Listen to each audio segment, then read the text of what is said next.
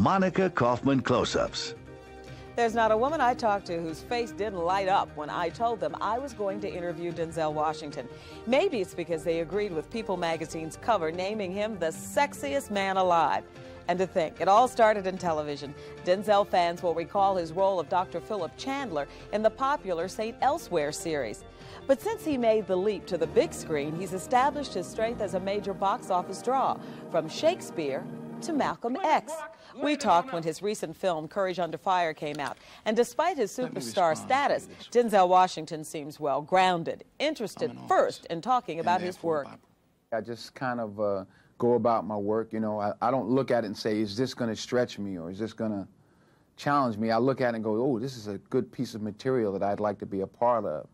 Denzel has been nominated for 3 Academy Awards, winning the Oscar for Best Supporting Actor in the 1989 Civil War epic Glory. In that film, he played a bitter ex-slave turned soldier. But Denzel has been widely recognized as the first black actor since Sidney Poitier to win a multiracial following, and his roles often transcend racial boundaries. For example, in Philadelphia, he plays a homophobic lawyer who just happens to be black.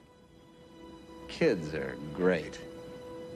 Yeah, thank you, Beckett. I'm real excited about it. Listen,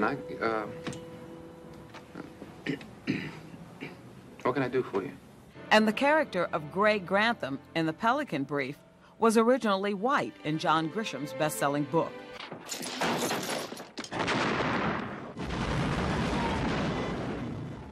You've gone from Soldier Story to Glory to Crimson Tide to Courage. What's this with you in military roles?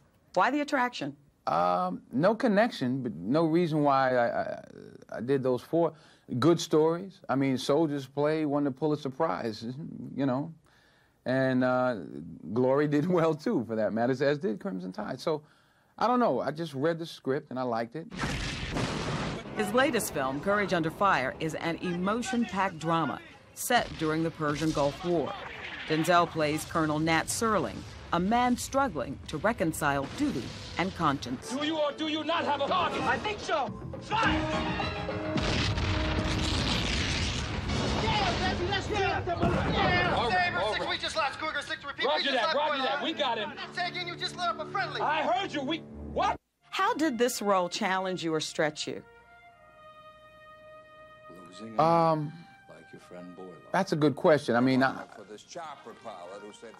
don't really think of it that way, because I don't necessarily know how I need to be stretched, you know, in what direction. So it was just fun to do the research. It was fascinating to learn about how these men operate. And to be the first civilian to accurately fire. Oh, you heard. You're kind of proud of that. I qualified. In fact, I outshot one of the soldiers there. It wasn't a happy day for him. It was not a happy day. Denzel co-stars with Meg Ryan, who plays Captain Karen Walden, the first woman in history to be nominated for a Medal of Honor. What are the things you've had to use in your life to show courage under fire? You ever been in a situation with your friends as a kid, you fall out and you hurt yourself, and it's killing you, and everybody's looking at you, and you're going, it didn't hurt, you know, it didn't hurt. And it's, you know, I can remember a situation like that, and it looked like everybody was looking, and you just get up, and, you know, like, shut up, you know, and you want to fight somebody and cry at the same time. So we all have little things we want to hide. What makes you cry in real life? I'm not a big crier in real life.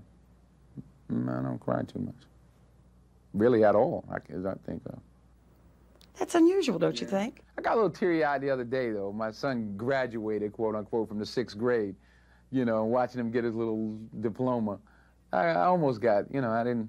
He's a devoted family man, married for 13 years to actress and singer Pauletta Pearson. Their lives center around their 4 children and their church. It's as normal a life as possible, says Denzel, and one he gives Pauletta all the credit for. She leads by example. You know, like today, she's asleep all day because she's been the one getting up 5:30 every morning, feeding the kids, putting their clothes on, taking them to school every day. How does Pauletta ground you? Is she the one person who can put you in your place? That's a strong phrase, put someone in their place. That's assuming you know, you know you what their place husbands is. are. But that's assuming that someone else knows what your place is, or that you have a place. There's a lot of assumptions in that phrase. So you never get a big head, you're never difficult at home, you're always great. Yes. Now, is that yes, I'm always great, or yes, I have a big head, and all those other things you ask? She's consistent.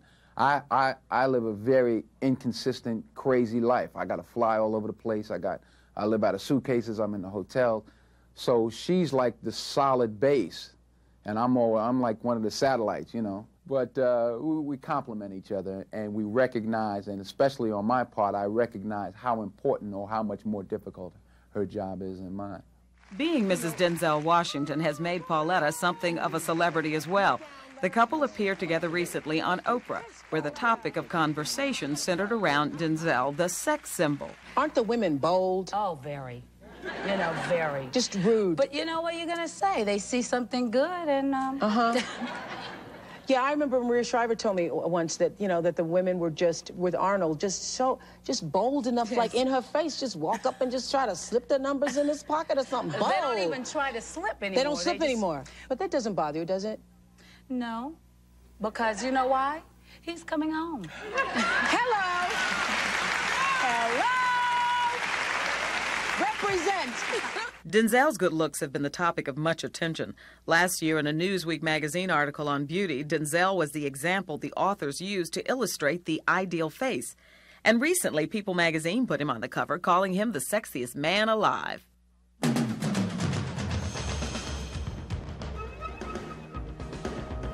Just a little piece of paper. But this card from the Boys and Girls Clubs has kept millions of young people off drugs, out of gangs, and in school. In spite of his phenomenal success, Denzel Washington remains unpretentious and dedicated to making a difference. Since 1992, he has been the national spokesperson for the Atlanta-based Boys and Girls Clubs of America. Denzel brings a personal commitment to the organization. As a child, he was nurtured and encouraged by the friendships and mentors he found at the Boys and Girls Club of Mount Vernon, New York. With all the success from his acting career, you would think the 42-year-old actor would be content. But Denzel's got big plans. He started his own production company and soon will be making movies as well as starring in them. I qualify.